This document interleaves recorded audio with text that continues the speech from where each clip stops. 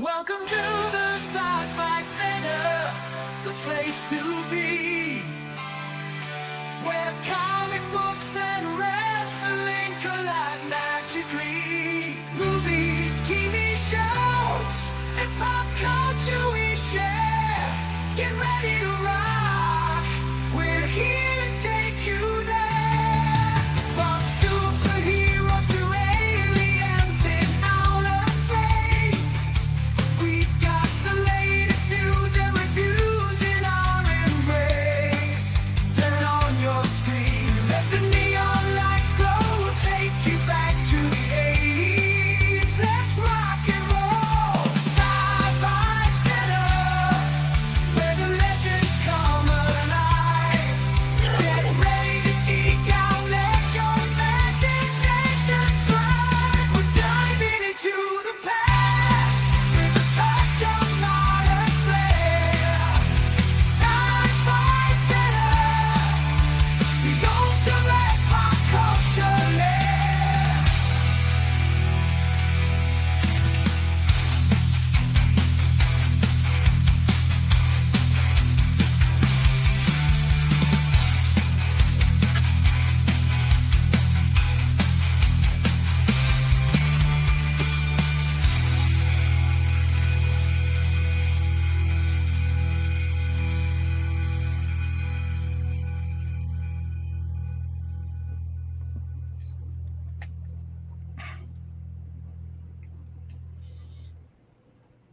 Welcome to Late Night with the Sci-Fi Center.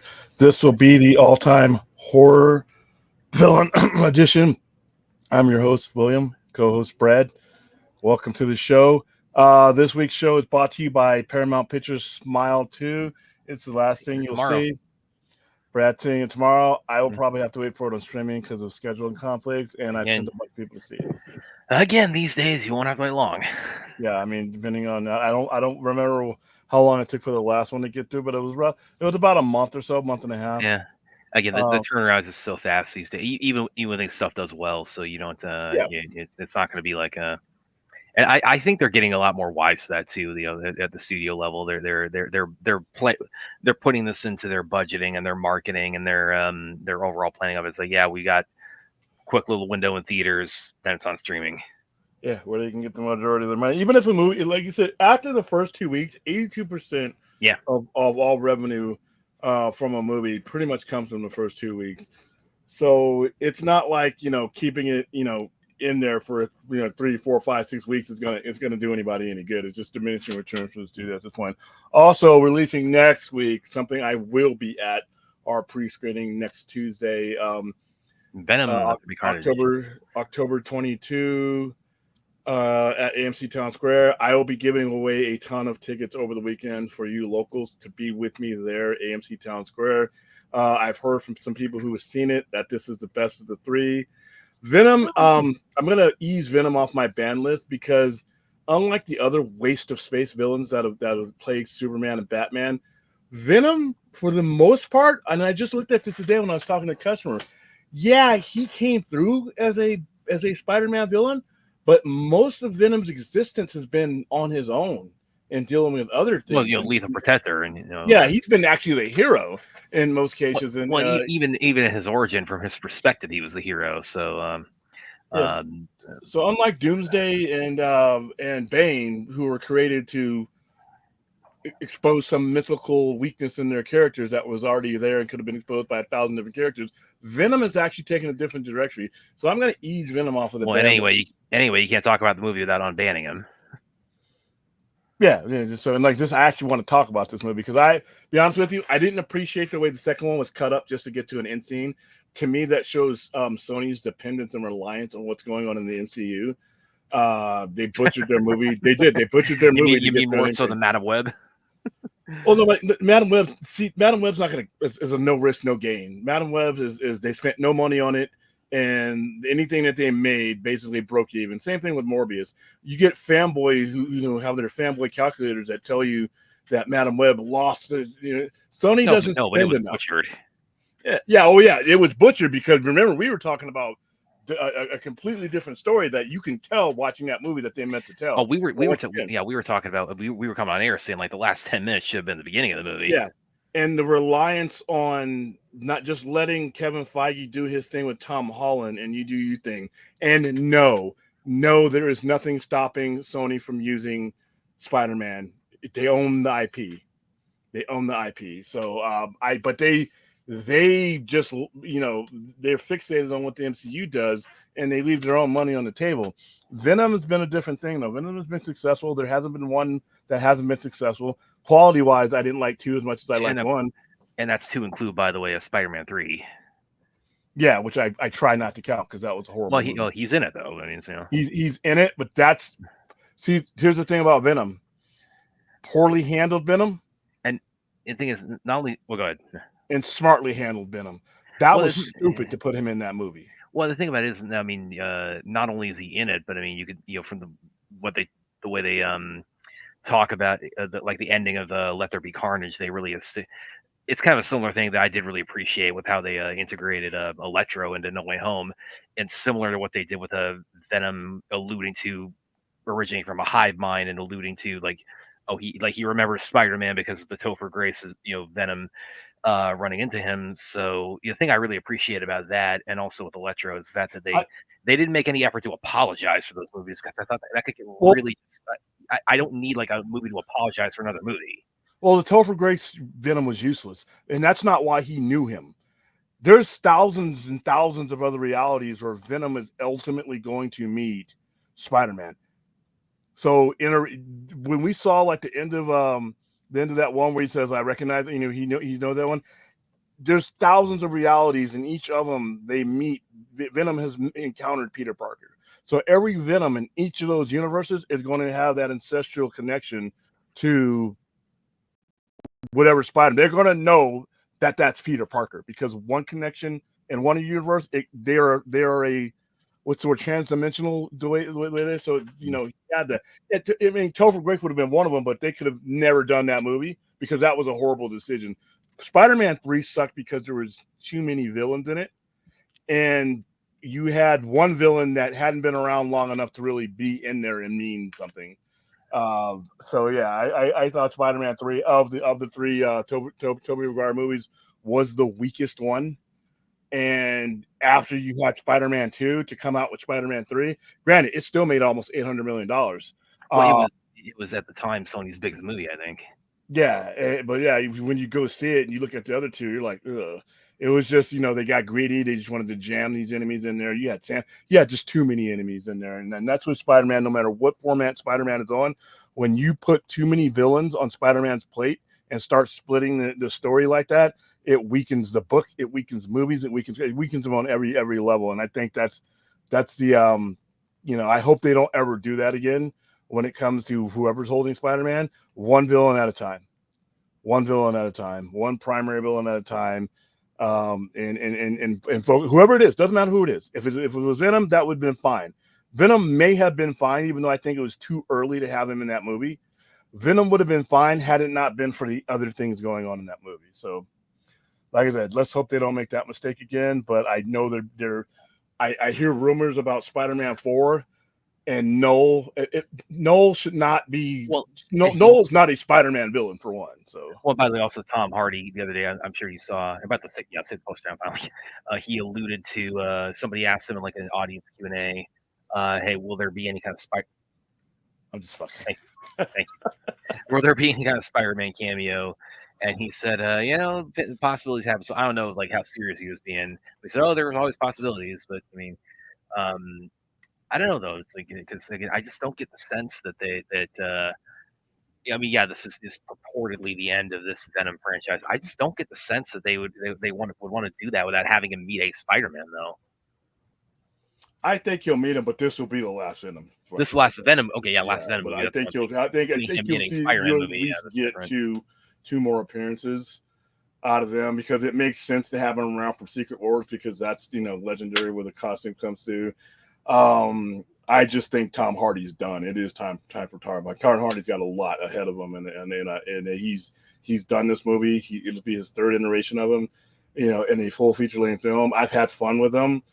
The problem with the cinematic version of Spider-Man is Venom comes way later in Spider-Man's career. He's not where he's at, and like where he's at currently in the MCU is not where that Spider-Man is. When that costume comes along, he's well into his career. He's out of college. He's working for the Daily Bugle. He's basically fiance. He's engaged. Man. So I think putting Venom with Tom Holland. I know they're going to do it, but it's like a rush job. I'm going to get Venom before I get Hobgoblin or Green Goblin. It's just I think probably my theory on this is because we had Matt Gargan, they make an appearance and in prison in Homecoming. So I think probably more likely than Eddie Brock, you'll see the Matt Gargan Venom in the MCU. That would be stupid. That's possible. I could see them doing that. That would be dumb because you bypass so much of what Venom is. Because by the time you get to Matt, I don't. And the Null thing is just like, okay, once again, this is your made up, pull out of your ass cosmic villain that, that's not a Spider-Man villain. That's a Venom villain. And I understand why he's going to be in Venom Last Dance. I understand that completely, but I don't want to see him anywhere else, to be honest with you. And he definitely shouldn't be in Spider-Man 4 unless he's just a cameo. That tells me that they're thinking about putting a black costume on Spider-Man in Spider-Man 4. And I'm like, that's wow. There's so many building blocks to his character now that we've got him this way, and he's not, the Avengers lapdog. There's so many building things to his character that are really entertaining that I think that are important to the development of Spider-Man that don't involve Venom and they don't involve the black costume yet. At some point, maybe, but the Spider-Man 4, I would rather see him, fighting a classic Spider-Man villain, but that's just me. But because Noel, you can use Noel without Spider-Man. If Noel can eat a Celestial, oh my God, it's so stupid. You can pretty much use Noel in any other comic store. You can use him in an Avengers store. You can use him as anything if you want to. But I don't think he needs to be in the presence of Spider-Man. Venom, yeah, but Spider-Man, no. But I don't know if they've even, I know they are. Tom Holland was, leaking saying that their script's almost done or whatever, but that guy, I don't know. All right, let's say hi to the chat, and then we're going to head into the horror icons. We'll start. You guys start listing your favorites. There's actually a couple of people in the chat we haven't seen here in a minute. How's it going, Kosa? I don't want to. How's it going, Rhea? Yeah. Oh, she's cool. I haven't seen her to watch. Yeah, she's been on for a little bit, but where you been, Rhea? Yeah, what's going on? Yeah, she has a question for us. William Brad Chacoso shared a cool looking horror movie that's dropping on Netflix tomorrow, Woman of the Hour. You should watch the trailer if it's not going to cost. Well, apparently it's like you play with a Netflix trailer. Yeah. I played a Netflix trailer the other night, but it was worth it because it's like it was for the Shadow Strays, which is freaking off the chain. It was worth it to spread the good news about that, but again, you can't do it for Netflix. They're just such copyright. Their algorithm is just so stringent. Not only do they demonetize you, I found out that they take you out of the rotation as far as that goes. So the exposure of your video plummets when you use that type of material. Yeah. So that trailer, the 14 cents was nothing. But when it happens is when we show those trailers, it kills your That's why I noticed that sometimes our views plunge when they do that because they've taken us out of the cycle. Yeah, it's so ridiculous. Yeah, so they flag you flag content. So it sucks, but Hi Ruth, how's it going? Yes, we're definitely gonna have your boy on the discussion of the horror movie iconic killers tonight. He will definitely be there. Aaron, how's it going? Yeah, I was just talking to Aaron a little bit on Twitter about a few things, a lot of it DC related and Warner Brothers related. By the way, a real quick thing I'd mention, I didn't see this at the time, but I came across this on my timeline earlier. This was like an article from December of last year. So I don't know like how much the data has changed, but apparently at the time of December last year, Warner Brothers Discovery, the speculation or the data at the time suggested they had a greater than 60% chance of bankruptcy. They still do.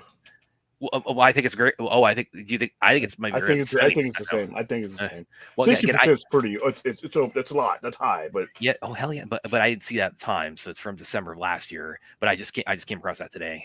Yeah, because if you Google odds of WBD bankruptcy, it's still up there. It's still kind of like But you could sit in that hovercraft for about a good year or so. I mean, Yeah. because But Yeah. the problem about it going to bankruptcy is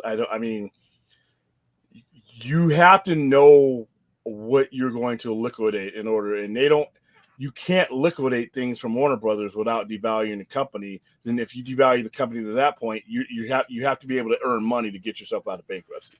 Yeah. So by dissolving the company, you put yourself in this spot. Well, yeah, they already got that whole idea that said, "Hey, we did this merger. Let's unmerge now." That whole idea of those pitch. So Well, it's it'll like, still be merged. It'll still whoever buys the company or whoever gets it out of bankruptcy is going to get the whole company. yeah. Well, again, I mean, I know the focus tonight is not about any of that, but I just saw that across my timeline today. It was from December of last year, so yeah, I just thought I'd mention that because it's just the eternal roller coaster that is Warner Brothers and by extension DC. Yeah, and to be honest with you, the one thing I do and be about true MCU, and not the marks that just hang out just to fuck with other fandoms, but the true fans who have enjoyed Marvel all the way through, is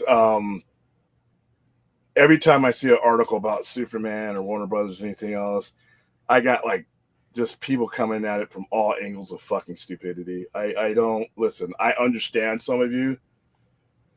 I don't need to hear about the Snyder angst when a fucking CGI dog is the topic. It doesn't do us any good. Some of these people are just making us look stupid at this point. I don't need to. What the fuck does crypto have to do with Henry Cavill's Superman? It doesn't. So I wish that would stop. And it's like when I see something come on with a Marvel thing, they're actually, for the most part, talking about the actual content going on. The conversations are just better. The conversation that is emanating, the worse you get is people like, oh, they're woke this or what this, just the dumb Cro-Mag stuff that you can pretty much dismiss. But for the most part, when people are talking about Agatha or something like that, they're talking about the show. They're talking about the content of the show. When they're talking about Fantastic Four, they're talking about the content of the show. About the topic at hand. Yeah. Well, again, it's a better. Again, it's not. That's again, a lot of that's down to the company being not. It is, but it's up to you. Don't the clientele and the consumer doesn't have to make that part of their conversation every time something comes up. It's like every time I see it, as I said, when I see some people on there, and I just want to scroll past them. It's like, oh, Jesus Christ! And now I saw the dog with Cavill and every fucking Superman that's ever existed on sitting looking at the moon with the dog. I'm like, what are we doing? So yeah, it's just like I'm almost to the point where DC fans have made it just not fun to talk DC sometimes. And thank God I have Scott Snyder. Yeah. But we're gonna have that Wonder Woman coming up. Yeah. But when it comes to the dog, I mean, the crypto thing shows me just how bad it really is right now. And it's like, man, I just want to be anywhere that conversation is being had. Yeah. Anyway, yeah. So then we'll get too much down that rabbit hole. We got a topic for the evening, but yeah, just again, the company they just can't stop getting in their own way. So we'll see. Neither can their fans. Neither can their fans. Yeah, takes two to tango. Ruth asks question, and Brad William in the chat, what costume would everyone choose? I don't know if I'm going to be able to do this because we actually at my school actually we're going to have a trunk or treat, which anybody's from a trunk. It's it's an outdoor event. People line up cars and they hand out candy from their cars. So we're doing that next Saturday. I don't know if I'm going to be able to do this, but I really have wanted to be a Daredevil in the ninja suit for a while now. So I'm going to see if I can get all that together. But I thought that'd be a pretty cool thing to do is a ninja suit Daredevil, and the reason why I think you asked me the other night like why not the horns is because the classic suit is just so much more complex, so you want more lead time for that, and Halloween costumes are something I kind of tend to procrastinate on, so yeah, and the nice thing about his black suit is, aside from the fact that it is now canonical both comics wise and within the live action sphere, is also it's fairly easy to kind of throw that together and make it presentable. So All right. This one. All right. Let's see what's. Yes, I saw this, Aaron. And actually, well, I mean, it probably bears. It'll probably kind of clarify that because it's like they already knew he was going to be in Cobra Kai. I mean, they filmed the whole of the final season like months ago. It's just that now it's being announced that he is in the final season of Cobra Kai, which again is awesome news. I'm looking forward to seeing Lewis in that. We're really enjoying him in Wu Assassins on Netflix. Iko Uwais from The Raid. Yeah. But yeah, he'll definitely be a very fun presence to have on the Cobra Kai final season. Okay, let's see what else you guys got for us. Just do I think it was a good decision for them to retcon Halloween 4 through 6 with Halloween H? No, I think Halloween 4 was good. 5 blue, 6 blue, H2O, everything pretty much after that, up to the 2018 movie, which was good, and then the rest of these sucked. So with all those movies, you have 2 good ones: Halloween 4, and then 2018. Everything else I thought was just. Well, you have such a history with Halloween. I mean, the whole series has really been just been retconned over and over. You know, from and every time they've done it, it's been wrong. Because every time they do it, it's well, except for the Rob Zombie ones. Every time they do it, it's a kind of like a branch off of like, okay, now this next one, this is the one that's following from Halloween 1 and 2, and then the next time say, okay, now this one is, and they've done that like 2 or 3 times now, and then of course you had the Rob Zombie ones, and you had Season of the Witch, so they're I've always kind of likened Halloween. It's kind of like the choose your own adventure of a slasher movie franchises. Yeah, Season of the Witch was somebody should have really that was not. They just basically used the Halloween name and pissed a lot of people off. Well, because the idea, angry people were the idea, when they saw that movie. Well, the idea at the time that Halloween, it wasn't their concept at the time it wasn't that it was going to be all a continuous like Michael Myers franchise. It was going to be an anthology where like they did Halloween 1 and 2. Then they said, okay, each Halloween now is going to be like a different kind of Halloween story. Yeah. And see, that was somebody coming up with something that Mustafa Akkad and John Carpenter didn't want. Neither John Carpenter didn't even want a Halloween 2 that came out in 1981. Mustafa Akkad and that company who fronted the money said they wanted to because they knew it would make money. Halloween 3, whoever made that decision, really, go ahead and make that movie, but don't call it Halloween 3 because it was misleading. You had a lot of people angry that went in to see that movie because remember in 1983, 1984, we didn't have YouTube. We didn't have, not everybody was going to the movies to see previews and everything else. And it was a poorly advertised movie. And when you say Halloween 3, 2 years after Halloween 1 and 2, people have a reasonable expectation that they're going to see the reason why you even got the money to make a Halloween 3, which is Michael Myers. And it turns out to be some mask and it was just bad. In fact, I hope everybody who was involved in that, like, got chased away. Yeah, Rhea, that's what we think. It all started when we did the Rebel Moon stuff last year, and then that got pulled down, and then they will not be cool. Yeah, well, yeah, but again, you would think because it's like it's free, and then, like what's the company that's like? I think it's Disney that they really tend to be very laissez-faire on that as far as like YouTubers doing trailer reactions on their stuff. Yeah, Disney and Marvel Studios have been fine. But it's sometimes Warner Brothers stuff, they won't do it. Yeah, Rhea says she's been down in SoCal with her family for a few weeks also. Okay, well, good to see you again, though. We're doing a watch party of the original Halloween Saturday, so you want to join us for that, you're more than welcome. Braden says Doom Messiah will start filming in 2026. All right, sounds good. Plan pretty far ahead.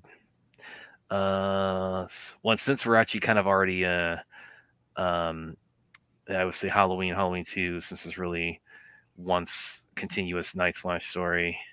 Oh, I think he's I think they're kind of talking in the chat like what their favorite Halloween movies are, and actually probably a good segue. Let's go ahead and dive in the topic of the evening. Of a slasher movie, Halloween movie villains. All right. Well, I'm going to start with I'll get the ball starting with Michael Myers. To me, as at 6-year-old me this was one of the first things horror that I was ever bought into. I didn't see it in the movies, but it was one of the first VHSs I ever saw, I think, because somehow the old man got it. Yeah, I have We seen watched it it. theatrically, but this is, of course, made before I was born. But yeah, I have seen the original theatrically. Halloween is one of the standard bearers of American horror. Mm-hmm. Um, it has so many aspects of it that still could hold up today when they actually make good Halloween movies. That's not all the time. But Michael Myers, killing his sister, killing Judith Myers at the beginning of the thing. And Thank you, Ray. thank you, Ray. Mm-hmm. The thing that other Halloween movies fail to do, for the most part, with the exception of Halloween, the 2018 version, that not its subsequent movies because they sucked, but that one was what you don't realize is that Michael Myers, the character, is nothing without Dr. Loomis. And I said this a couple weeks back. Not only is he nothing without Dr. Loomis, he is nothing without Donald Pleasance playing Dr. Well, Loomis. it's the whole yin and yang concept. He is because it's the whole thing about it's like I tried to, I spent 7 years He spent trying. 6 years, in the next 7. Trying But here's the thing, though, because other people have played him, it yeah, has to be Malcolm Donald Pleasance. McDowell. I mean, and my God, he tries in the Yeah. Rob Zombie movies, but but he just just the material he was given just didn't. Particularly the second one. The second one, I hated the second one. Yeah. Donald Pleasant, Roddy, is it Roddy Malcolm McDowell? Malcolm McDowell in the Rob Zombie Malcolm had lost that battle the moment he was cast as Dr. Loomis. The Dr. Loomis isn't just a name that you could put on a different actor. The way Donald Pleasance played him built up what Michael Myers was. He was your illustrator to what anybody can put a knife in a guy's hand and have him go kill. We've seen that all over horror. But to have the hype man, to have the guy explaining to you, it's not just a dude with a knife. This was evil on two legs. There was nothing beyond. The way he describes him when he's talking to that one sheriff, probably one of some of the greatest scenes in horror. When he's the one that Brad just quoted, he said, "I spent 6 years trying to treat him. I spent the next 7 years trying to make sure he stayed locked up forever." And then he described moments with him, and in Halloween 1 and in Halloween 2 was the same thing. And even when they came back, I ignore Halloween 3 because it's even if you like it, it's it's not feeding it's into not my part of fire the thing. story. So we go all the way. We have to wait because Halloween 4 was released in 1988. I saw that first day in the movies, and he's excellent there. I mean, he's and once those movies lose Donald Pleasance, there is no one else that can illustrate to you what Michael Myers is and what he means throughout that movie. If you look at Halloween, Michael Myers is hardly in any of these movies. Well, yeah, I mean, it's especially the first one where he's really there's so much of it where he's, a silhouette or he's like you see him from a distance. Yeah. He's and that's really what gives Michael Myers his staying power and the fact that he is so iconic as a horror movie villain is the fact that he is so the fact that the franchise does, I guess what's the word I'm looking for, dehumanize, or it strips away any semblance of personality or empathy or emotion to him, and he's just all he is just he's just death on two legs. I mean, he is when you see him, somebody's gonna die. Yeah, and in Loomis, like I said, he's on the screen for maybe 10 minutes in Halloween, but Loomis is on the screen for much more because they are intertwined, and not just any Loomis. It has to be Donald Pleasance, because once you take Donald Pleasance as Dr. Loomis out of it, you get shit like Rob Zombie's Halloween. You get shit like Halloween Kills and Halloween Ends. That's what you get. And like I said, Malcolm McDowell's a phenomenal actor. It's like he gave it his all as Sam Loomis in the Rob Zombie ones. And I don't hate the first Rob Zombie one. I do. The second one I do. But it's just testimony to Donald Pleasance's performance that that is such a high bar to reach. And it was a movie he really you look into the making of Halloween, it's like he was already very well established. So this is He was a Bond villain. Oh yeah, he was coming into this thinking like this is just like these these kids making this indie movie for like $10, and they're gonna shoot it over like 2 weekends. So he wasn't even like thinking of this as having like long term like prospects for his career. And now it's like this is the first role you think of when you think of Donald Pleasance is Sam Lewis. Yeah, because he got typecasted as a Bond villain, and he got typecasted as this, and it was hard for him to get work. All right, at H2O, how does you asked me to try to remember a movie I can't stand. How does Michael make it from Illinois to California, even if he can drive? He doesn't talk and wear the mask. He does not wear the mask when he's driving the vehicle. If you notice, if you look at Halloween when he's driving the station wagon, when you read the novelization, he's not wearing the mask. When he gets out in the you're talking about the original movie, right? When he that scene when he gets out of the insane asylum and he takes the car and drives the Haddonfield. Yeah, he doesn't have the mask yet because he's driving, but it is implied that when he was behind the wheel of a vehicle that he would not be wearing the mask because that he literally. Well, logistically, it's like it's limiting your vision too. Well, that and you kind of stand out. Yeah, it's true. And especially like once he's killed like 80 people, then it's like then he really stands out. Yeah, Halloween H2O was. Whoa. And again, that came out. This definitely dates me as a Halloween, both as a person and as a Halloween fan, is because that came out the same year as The Waterboy, and I had not seen it. I saw the first Halloween. Two movies that sucked. I like that Waterboy. So I saw the first Halloween when I was 18. So I was like right out of high school the first time I saw it. Yes, I know Williams sees like everything R-rated before 10 years before I did, but that's when I saw the original Halloween. So I wasn't familiar with the franchise really when H2O came out. So in my mind, I hear Halloween H2O, and my mind immediately goes to clean, cold. That's what I call high quality H2O. I wonder if Adam Sandler is going to fall into the same trap as Jim Carrey did. Oh well. But yeah, that's a quick answer to your. But thank you for the super chat. Yes, thank you for the super chat. And yeah, it's like actually. Oh, this is a very, very pertinent question. It's like, is he super? That's the thing. They really, the fact that the series never answers that question is, and the fact that its power is that it cannot answer that question and still have as much impact as it does. The fact that he gets shot, he just gets back up. He's able to survive so many things, and they're playing with with the ideas that they kind of play around in Halloween. I mean, whether or not you like the Halloween ends, I mean, they kind of play around with the idea that he can actually kind of transfer his evil into other people, which is stupid. And that's sort of like his evil is sort of like his life force that sort of gives him his invincibility. So, but I remember screaming out in the preview of just how fucking, and then I quote myself, "This is so fucking stupid," and I had a good quarter of the audience turn to me and agree. That movie was just awful. I had people get out and just leave. I'd walk out of that movie. I'm like, you came all the way down. Well, I've always said about. I actually wrote a piece on Screen Rant at the time for Halloween Ends, where it's like. There are good concepts, I think, in it, but it's like they're putting into the wrong movie. Like the kid. Yeah, okay, that I can go along with. That I can go along. Yeah. Like the kid who becomes kind of like the town pariah because everybody thinks he killed the kid he was babysitting. But it's like they don't have the context. Like it was an accident. He becomes kind of this outcast and gets kind of taken under Michael Myers' wing. It's like which, like I said, I almost walked out then.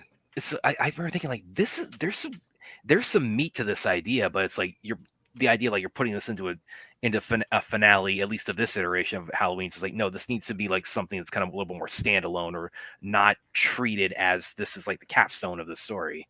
It's sad that when I'm bringing up Michael Myers, some of the most dreadful Halloween movies ever made pop up. Well, I mean, it's a packed deal. Ugh, my God. I mean, like I said, Halloween Ends sucked. Halloween Kills sucked. Do you want to do Halloween 2? Do a watch party of Halloween 2? Because I made which Halloween 2? The original, the 1981. We could. Well, I mean, do you want to do that like a back to back on Saturday? Yeah, we could do that. Yeah, we could do that. Because I'm going to try to get Ashley on, and she's like that she movie, and I. I didn't want to go to the hospital. No, she and I have had this debate for a long time. I haven't seen the original Halloween 2 in a long time. The first time I did, I didn't like it. I saw it in the movies. But she actually likes it a lot more than I do. So this actually might be kind of cool for you guys to see. Because she might bring me over on air. that is where the art of the kill, because Halloween 2 came out in 1981. And it is far more violent than the original. He kills 20. We did a kill count on that one. And he kills like everybody in the hospital. Well, it's not just that he kills them, he graphically kills them. Well, yeah, he kills one nurse by sticking a knife in her back, lifting her up with the knife in her shoes.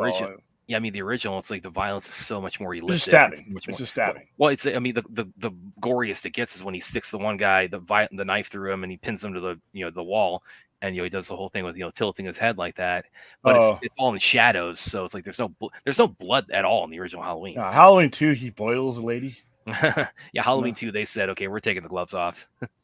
So yeah, let's do it. Halloween 1 and 2. You can do that. Yeah, well, that's the thing. Well, that's the reason she told me she does like the fact that it picks up directly where one. Yeah, it's the same night. It's the same night. I mean, it's dawn. Yeah. It's dawn November 1st by the time Halloween 2 Halloween 2 ends. Yeah, it's literally the night, and it's Laurie Strode being taken from being nearly killed. And Samuel Loomis, it's actually better in Halloween 2 than he is in Halloween 1.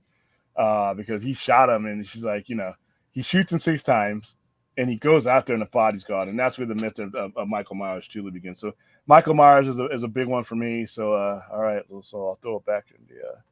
So yeah, now one thing I don't know if I've mentioned this on air, but I kind of would love to get your thoughts on this fan theory that I've seen out there about because you're talking about Sam Loomis. And the original Halloween is there's a lot of homaging and a lot of tributes to Psycho. I mean, the fact that he's called Sam Loomis. I mean, that's a character in in Psycho, in Hitchcock's Psycho. And I came across this fan theory a few years ago. I didn't realize how widespread it was, but the fan theory is that the Sam Loomis in Halloween is the same Sam Loomis from Psycho. And the idea there is that the whole experience with Norman Bates is like it kind of the theory is that it inspired him to kind of study psychology and study the criminal mind and the mind of murderers. So because he wanted to see if he could like prevent more stuff like this from happening, and he became the Sam Loomis of Halloween. Again, I don't know if John Carpenter said anything about that, but that's I don't know. What are your thoughts on that? Okay, I'll take that as a no. Hey, whoever came up with it, I applaud your vivid imagination. I don't think it's in the connection. I think the inspiration is there, but I don't think the connection is there. Yeah, well, I know John Carpenter was a massive or is a massive Alfred Hitchcock fan. Most of the horror directors, even the ones that were in Italy and in Spain, were big fans of Alfred Hitchcock. He in a lot of ways what he started out. They took to a different level. So it would not surprise me if Carpenter was inspired. But me personally, I don't think there's any connection. Well, yeah, it's like I think it's like now that's like Universal Soldier and Blade Runner. I mean, you want to get banned from the show. It's Soldier, not Universal Soldier. Soldier, yeah. Well, no, that is actually officially canonical. Look it up. And listen, I will never ever back down from the. I will never back down. Is it playing yet or what? Okay, I will never back down from the feral kid theory because it's. Oh my god! Okay, now we got to stop because we're going.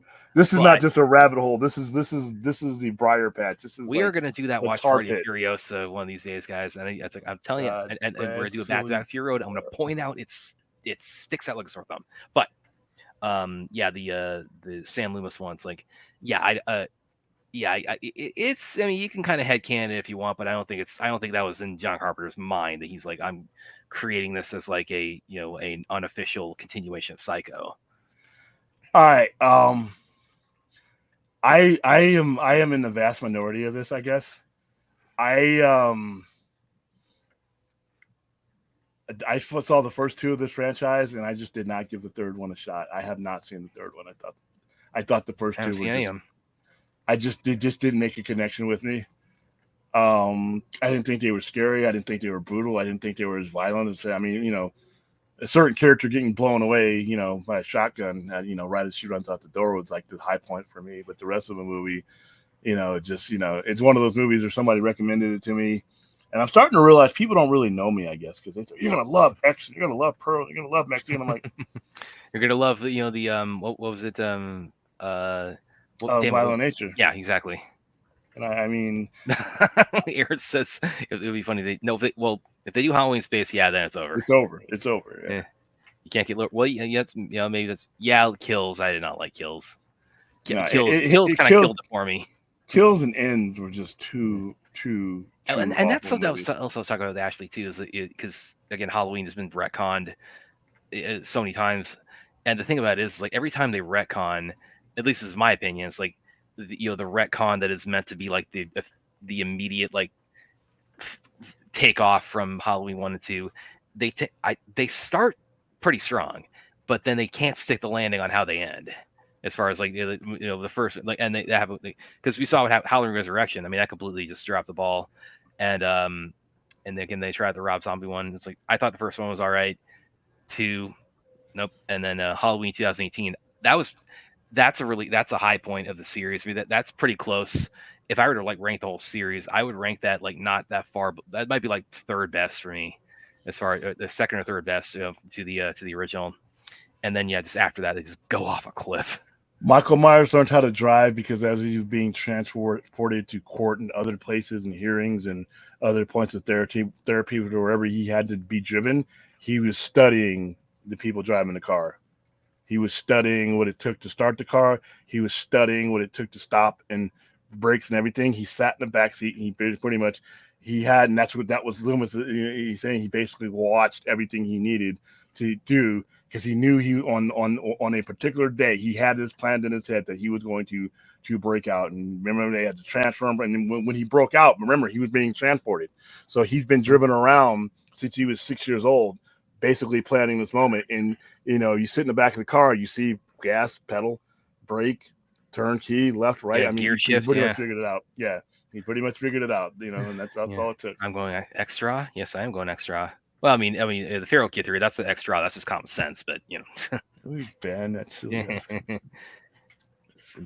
And actually, since I brought up that the Sam Lewis theory, because a lot of people, tend to sort of port to Psycho and Norman Bates as sort of the origin point at the beginning of what we think of as the modern slasher movie. And I think you could definitely, if it's not the first, it's definitely like a prototype for it. Yes, Norman Bates and Psycho. I actually just saw that theatrically about 2 weeks ago, Psycho, because that was definitely one I really grew up with. And yeah, it look it up, like how much of a game changer that was. All-time favorite horror that I can't. The Thing, John Carpenter's The Thing, is the greatest horror movie ever made, in my opinion. As far as horror villain goes, for me, Jason Voorhees, because he developed for America. He developed what that type of horror was supposed to be. Friday the 13th movies turned horror into an art form. Because when Jason did a kill, it was an imaginative,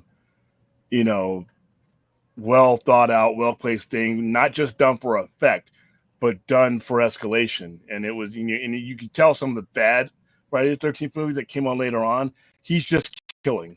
They're just coming up with creative, goofy cartoon ways to kill. And sometimes they hit it off, but most of the times they didn't. But Friday the 13th, Part 3 in 3D, which I'm going to be doing out in the drive-in here in Vegas here, is one of the great horror movies of all time, because the artistic kills everything else, plus it knew what it was. So for me, Jason Voorhees, as far as I'm concerned, even more so than Michael Myers, would be the one I could not do without.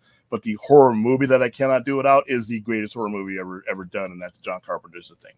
What about you, Ben? That's a good question. For like horror villains, actually, I might go with Norman Bates.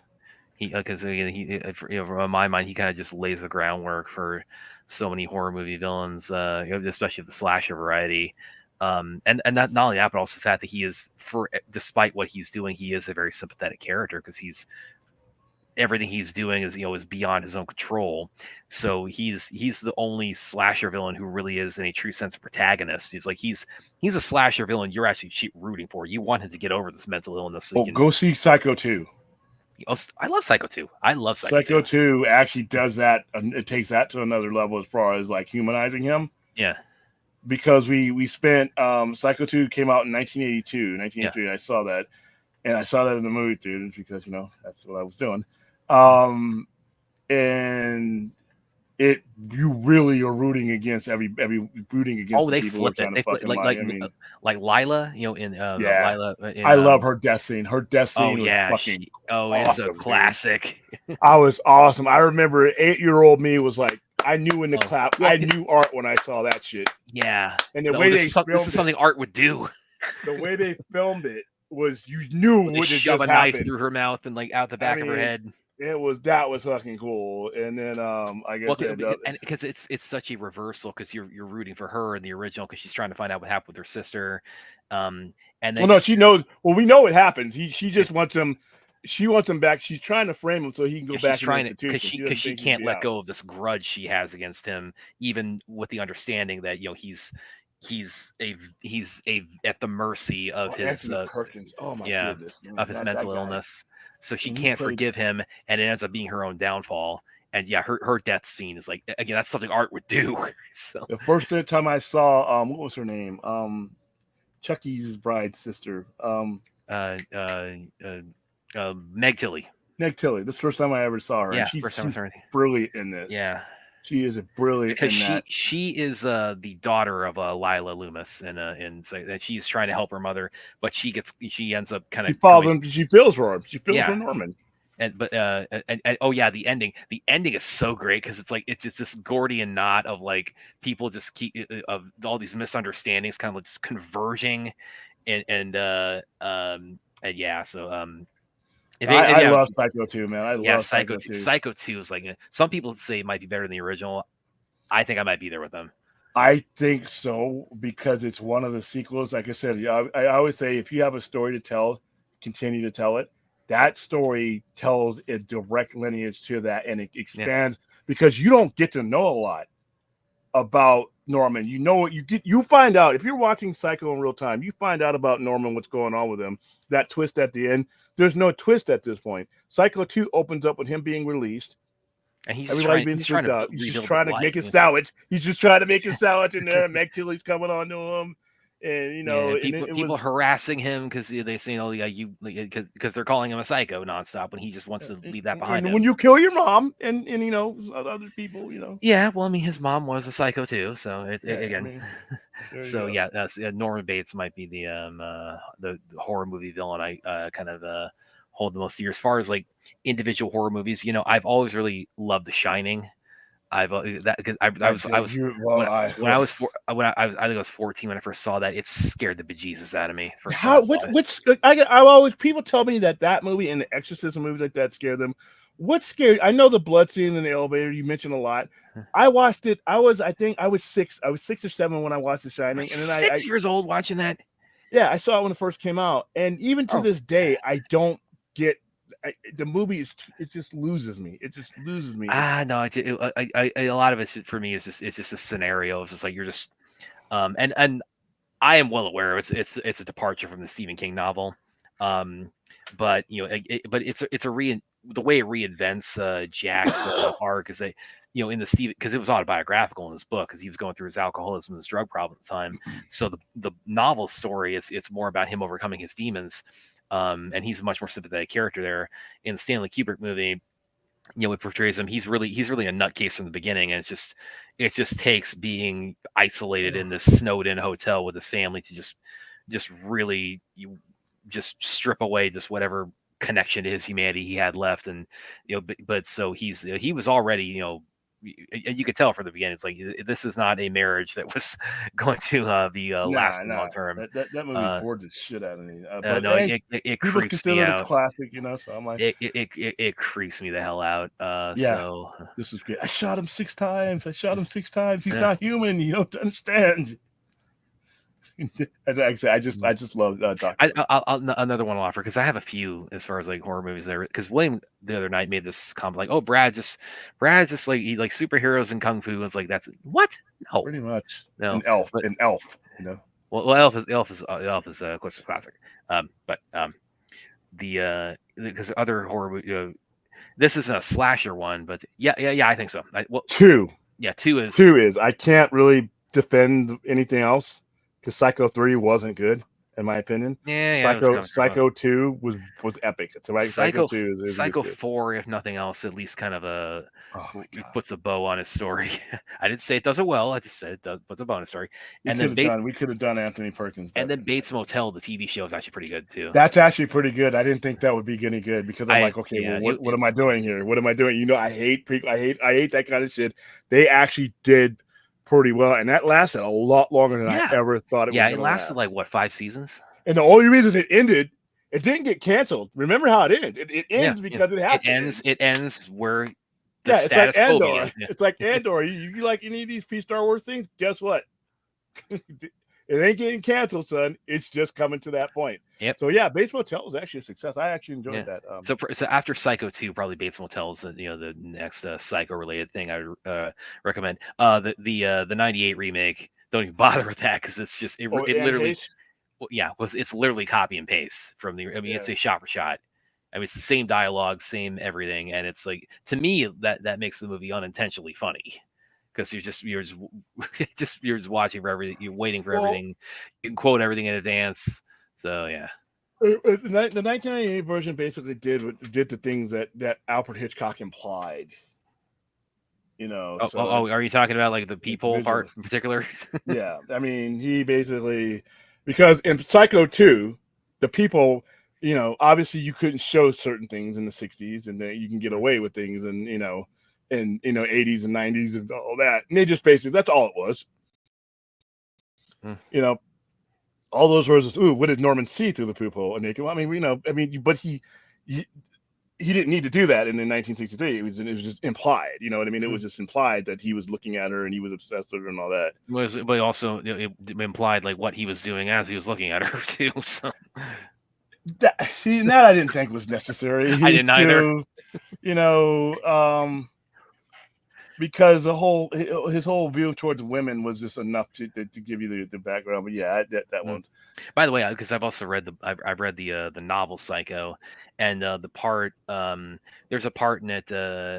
It's when Lila goes up to the house when Sam is distracting Norman, and she goes into his bedroom, and she opens this one book, and it doesn't show what she sees, but it's implied that what she sees is kind of horrifying.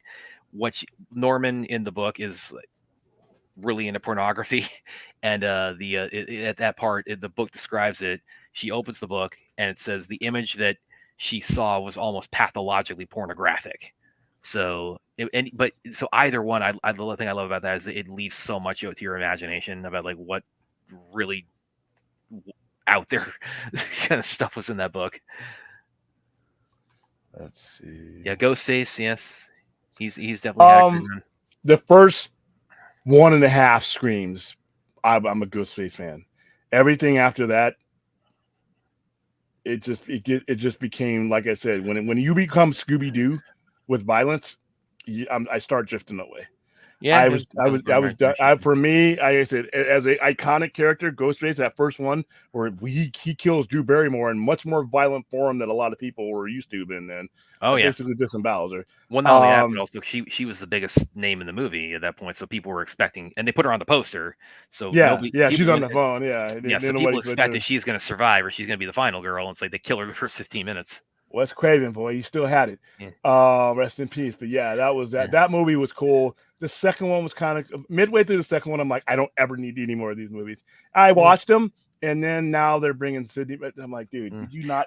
By the way, this is interesting too with the first one, because I didn't pick up on this till way later after I saw the first one. But it's the part where Billy and Stu, when they're stabbing each other to make it look like, to give themselves an alibi.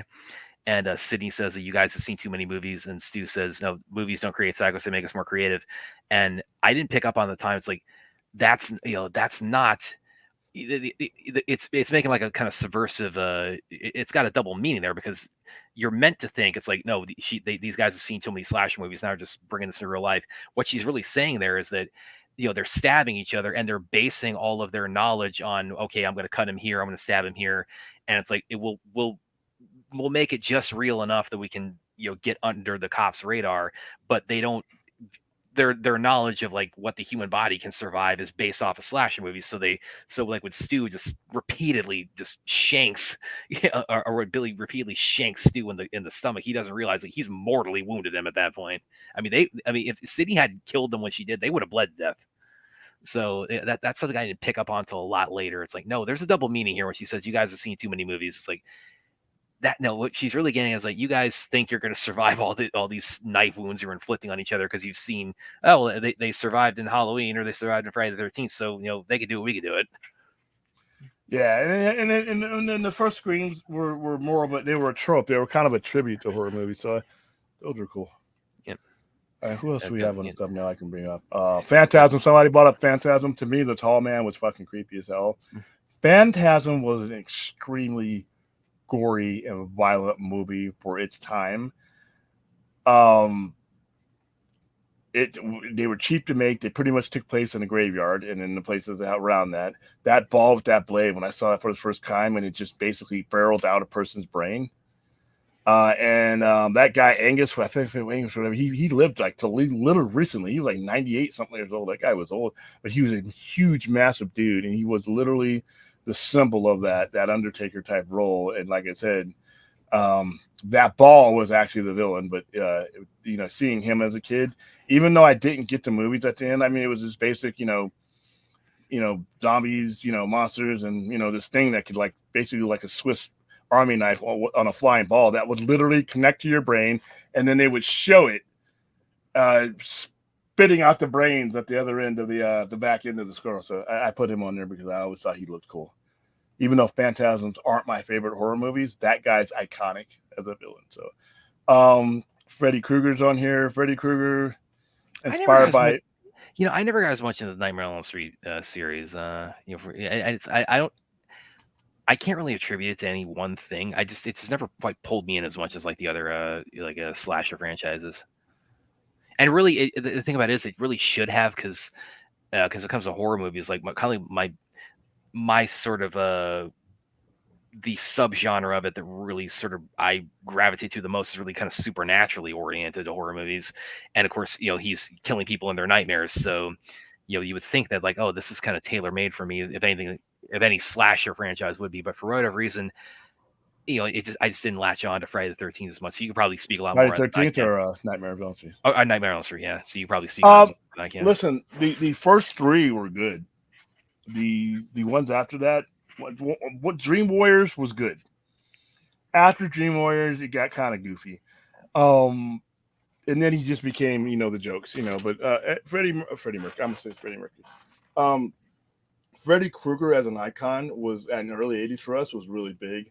And that is where the kills were always created, because it was based on dreams.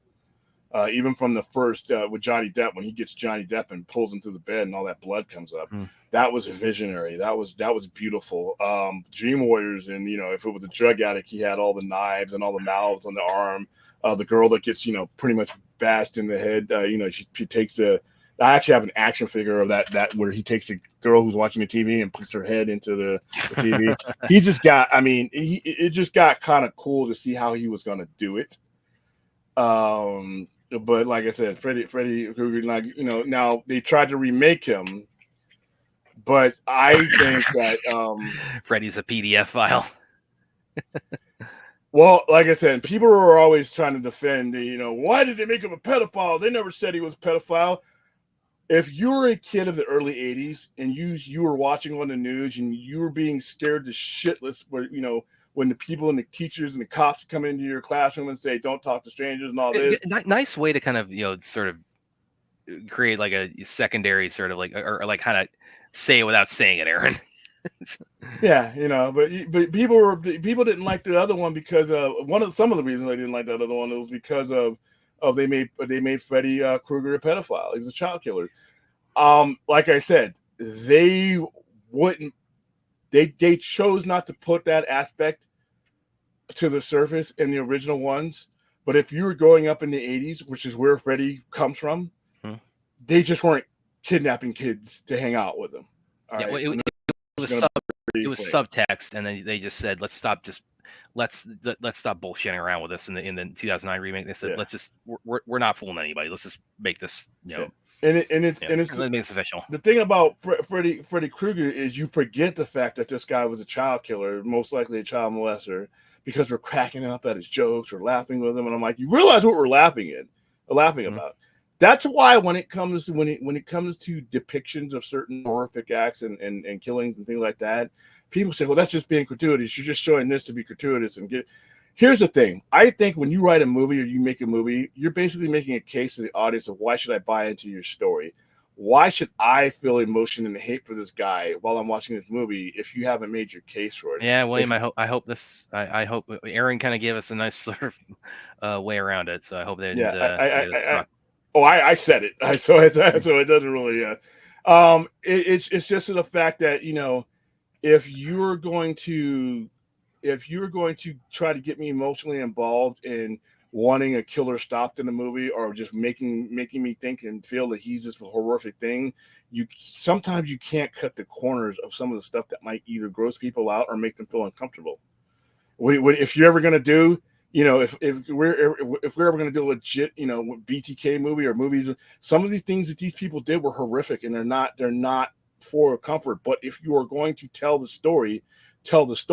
And with Freddy Krueger, we're laughing and cracking up about a guy who was kidnapping kids and doing Lord knows what.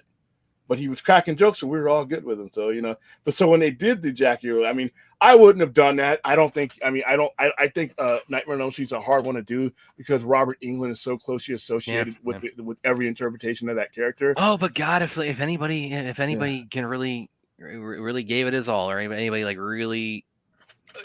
Jackie Earle Haley, he's probably the best qualified successor, I would say, to Robert Englund. The Insidious movie, you know, from William's perspective, I'm timing you out. As far as William's concerned, it is. I was about to ask you a legitimate question, and you bring up Good Burger. Come on, man, keep with the flow. What was I was going to answer? Insidious movies I liked. I actually liked the first couple of Insidious movies. So. That whole franchise, and The Purge, I really enjoy too. I thought The Purge was some ignorant shit. I dig The Purge, man. I thought The Purge was like, you know, especially after the first one. I thought the first, you know, halfway through the first one, I'm like, all right. No, the second one is where it really took off for me because that's like it wasn't just like the single location. It was like showing it. Okay, now people are like caught outdoors on this night where everybody's allowed to just murder each other. So, and the election year, Anarchy and election year, those are my favorites. Yeah, you can keep both of those. You can keep them both. Candyman, yes, Candyman. And hey, no, twice. Can't say anymore. I'll say it. Fuck it. Okay. Just say Tony Todd. For Candyman, I can't discuss it without talking about it. He's gonna. You know what happens? Is he gonna get a hook that come through you? When we were giving away tickets for this, right?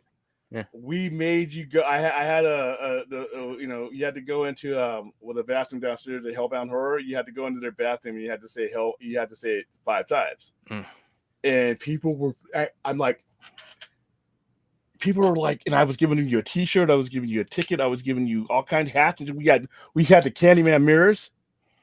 So I still have them at the store. Real cool. You flip them open, and I'm like, just open up the mirror and say it 5 times.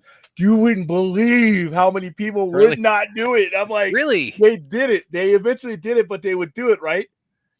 And I was getting them on film. Oh wow! Because Universal Pictures wanted me to get them on film. Oh, that's great marketing. That is awesome marketing. And I have some of the video. What was happening is there would be some light, right? And there would be a light in there, right? And as soon as they said it the 5th time, I shut down the lights, and they fucking busted that door out. And they're like, "Hey man, this is cool, man. Can I have my ticket, my T-shirt? Sure you can." You know, and everyone's like, "I don't want to do it." I'm like, "It's not real. It's not real, guys. Listen, say it 5. I would say it 5 times, and then I would go in there, like, not go in there and do it, and they would still be like.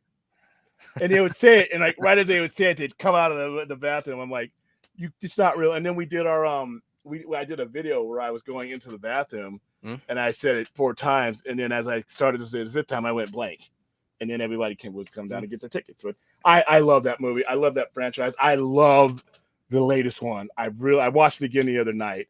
I love when Tony Todd comes in and he transforms into Tony Todd. I'm sorry, spoiler alert, whatever. I don't care. Well, I mean, he's been the Candyman since the beginning. Well, so. the movie's been out since what? When did that movie come out? 3 years ago. The last one came out in 21. That movie was really. I love that movie. And he's like, tell everyone. I'm like, the way they explain the Candyland. I'm thinking the Django. The way they explained the myth in that movie was perfect. That movie augmented all the other ones, Day of the Dead and all that, and Day of whatever, Fell of the Flesh, all that. Those were okay movies because there's no such thing as a Tony Todd Candyman movie that's not good. He's just too good as a character. And like I said, even though Yahya Mateen was playing him in this one, that end scene, I love that ending scene. And the way they used the puppets and the shadow puppets to tell you the story? Those I love that. I mean, I want to see that movie. You know what? That's another one we're going to be watching soon. We got to watch. All right. Well, as far as like guys on the thumbnail, though, I think the next one up is Leatherface. I only put him on there because that's a standard bearer. I saw that movie as a kid. I think I was 8 when I saw Chainsaw Massacre. I laughed more than I did. I was not very. I don't even know if Tobe Hooper meant for us to be terrified because that opening to Chainsaw Massacre so and so years ago. So and I'm like, I'm gonna go on a limb. Actually, this might sound like a hot take. I actually think the 2003 remake is the best one. It actually is, and I actually think his estate agrees because I think I think that was he was still alive for that. Yeah, I think he was still. Yeah, I think that movie he was actually the hold on. Because I don't think he was just an advisor on that. I think he was actually a producer. Yeah, that was actually the first one I saw was the remake because that's when they had the original was cheating. Well, well, I mean, and it's supposed to be. I mean, yeah, it's very campy. The original is and what's scarier than Leatherface in the remake is R. Lee Ermey as the cop or the cop. If you've seen the prequel, I mean that guy deserves what he gets at the end. Oh no, he wasn't. Was he? No, he. Okay, hold on. He did Toolbox Murders is an underrated movie, man.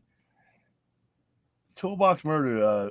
He Crocodile, The Manger, Night Terrors. Night Terrors was good. Texas Chainsaw Massacre 2 was horrible, but it was funny. Invaders from Mars was lame. Life Force.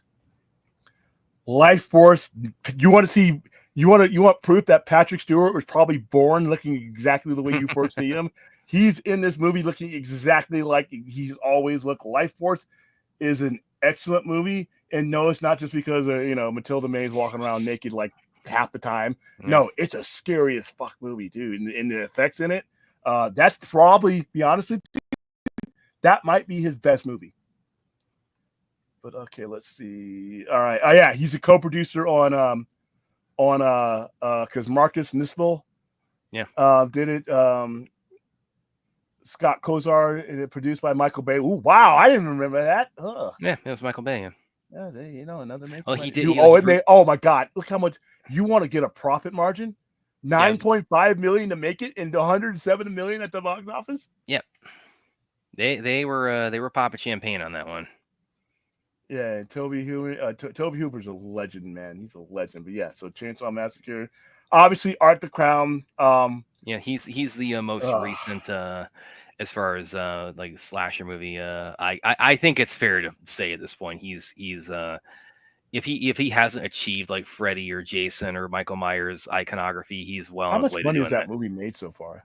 A lot, especially on its profit margin. What is it? Terrified. It's going to significantly outdo what the last one did. Oh yeah, I mean each one of them should. Okay, you know what? It's 30 million, which is for 2 million. Yeah, that's more than what the first two did total combined. And you didn't spend any of that 2 million on special effects, and special effects and Terrifier are absolutely horrible. I'm sorry. Are you art lovers? And it doesn't take away from the movie at that point. I just want to know where the money went. Because I think a lot of the budget went to that portal at the end. Oh my God. No, I agree. Let's see. Wow, that movie. When is it coming on digital? Probably around, because it's a Christmas theme, so it's probably gonna be around Christmas, I would imagine. That's perfectly timed too. release. All right, so NC's, yeah. All right, yeah, so terrible. I have nothing more to say on Art the Clown. I mean, I wish Ruth was here so she could. I mean, I would do it in a Scottish accent, but it's not. Mine isn't good. Yeah, I would be saying all this shit. And there's a Bloody Mary. You say his name, or Beetlejuice. I mean, what the fuck, come on. Now, if somebody comes up behind you with a hook and puts it through you, you had bigger problems than saying Candyman 5 times. You had a fucking killer in your midst. Okay. I take it. Aaron liked Terrifier 3 too. Oh, did you see it, Aaron? Is it? Have you seen it, Aaron? There were supposedly 20 minutes cut out. I'm not sure. Yeah, I was just reading it now because it would have got in. What the hell was so horrifying they couldn't even put it in there? I do not. I couldn't follow him. Yeah, I haven't seen him. Yeah. I couldn't follow him. The pace just took me out of it. Sorry. Yeah, I haven't seen him, so I couldn't tell you, man. Never compare art to the horror icons. It's just I mean, he's like it or not, he is. Okay, Azteca. I feel you, but he is. He is, and we as horror guys. Iconicalism is something that just happens. It's not something we choose. Art the Clown has become recognizable. Now, in comparison to quality, I can do that. I can say that Art the Clown does not belong in the same sentence as OG Jason Voorhees from Friday the 13th 1 to 3. No. I can tell you that Art the Clown does not belong in the same universe, personally, as Michael Myers' Halloween, OG Halloween 1 and 2. Not the other shit, but those. I can tell you that as an opinion, but as an icon, he's up there. He's up there now, and he's done it in a relatively short time. All these other ones we've mentioned have literally been around decades. So he's shot up there, and there are people who are never going to see and probably never should see Terrifier, but know who Art the Clown is now. You can buy him on a costume now. There are little kids. Oh, you're gonna see art all over the place this Halloween. I absolutely little kids wearing little kid costume. Art killing kids. Go ahead and dress your kids up. Yes, there are kids who are killed at this movie. By the way, how hard are certain people sleeping in this movie? I'm not going to spoil it. How hard do you have to be sleeping for that to happen and you not? Hey, honey, you're talking about the opening? Yeah. Oh, honey, what's happening? Will you stop snoring? I'm like, this is bullshit. I actually said that this is bullshit. And even, and I'm like, I tend to like scream shit out in the movie sometimes. But listen, I can compare him to icons as far as notoriety and the fact that they are known and they have become iconic. Good and iconic don't have to be married, though. Something can be iconic and known and not necessarily be as good as all the other iconic stuff. So I don't think it's disrespecting it because there's nothing that, comparing art. Because like I said, from my point of view, when you put Art the Clown next to Michael Myers, there's no comparison. When Mike, in my opinion, you put Art the Clown next to Jason Voorhees, there's no comparison. But the fact that you're talking about Art the Clown, and that is iconic. That is, he has become, that point. Now, is he at the level of the other ones? I 100% will have to agree with you there. Aaron says, no, I haven't seen Terrifier 3. My look isn't showing at the moment, but all the big chains are, so I want to see after it. Well, it's going to get to Australia. I have no doubt. That they're going to redo it, though. Instead of people, it's just going to be Kangaroo. Oh, stop it. Stop it. Kangaroo. Yeah, it's my baby sister you mess with here, man. Art would take both Jason and Michael out. Yes, they wouldn't. No, they would just keep killing each other. Yeah. Jason, you absolutely cannot kill. That's when it got as it went on, as the Jason movies went on, and you just knew, okay, he's not going to be killed. Why doesn't somebody set his fucking body on fire? Why drowning him? He's got an axe through his head. He's walking around chasing the final girl with an axe in his head. Drowning him is not going to kill him. And when you do kill him, and he does stay dead, why are you going to dig him up? And why are you doing it when there's lightning? I've seen Frankenstein in many different forms to know that you don't do anything scary in a storm where there's lightning and there's something dead. Because guess what? Just like in Frankenstein, that thing is going to come It's to life. alive. And I'm like, and then like I said, and then it get Jason Takes Manhattan. Only thing that saves Jason Takes Manhattan, because this is a truly stupid movie, is the kills. The kills in Jason are top notch. Jason goes outer space, or Jason, whatever the fuck it is, has one good kill. The rest of the kills are stupid, and that's where he freezes her head and he slams it up. That was, I got my golf clap. The rest of the movie was horrible. But yeah, once you start to get to the point, like art is different because art is demonic. Yeah, art's a demon. So well, and this Terrifier 3 in particular, like really drives they lean home into the, that. They lean into. Well, they not only lean into that, they lean into the idea that he's. I mean, they lean into like this, like literally satanic, and Sienna Shaw literally is being like a Christ figure. Oh, yeah. I mean, and I won't go into specifics, but there is like a lot of Christ imagery in this one. And there's some, my opinion, there's one particular character in the movie that's useless. That should have been a lot more of use and a lot more to the story and a lot more, and that person is useless. And if you've seen Terrifier, you don't have to say it in the chat. You know who I'm talking about. In a movie like that where everybody dies, I like the first Cube. When they made too many of them. I like Mimic. Yeah, I like Mimic. You know, the Mimic one that, and actually Mimic 2 are really good. I haven't seen that in a long time, but the original, because that's the one that Del told about the giant cockroaches under New York. And they can mimic humans, and they can take on like a human likeness. Yeah, so I thought that was pretty good. Let's see. Although he had to go through a lot of hell with it because Weinstein was a producer on it, so you got to. He's notoriously yeah. The kills in both Manhattan and X are good, but Jason X works at Manhattan. Okay, you listen. You had more fun with Jason X. There are some. Where he's boxing, the boxing one in Manhattan. So I'm like, oh my god, where have I gone with this franchise? No, Jason. Yeah. Well, that's where he. That's the space one. And that's the the boxing one is Jason Takes Manhattan, where he knocks a guy. He's boxing, right, he knocks his head off. I'm like, Mike Tyson? No, Jason X though. That's the one where it just goes completely off the rip because that's where he goes to space. It's like 200 years in the future. If you're not the Leprechaun, you're not coming back from your franchise going to outer space.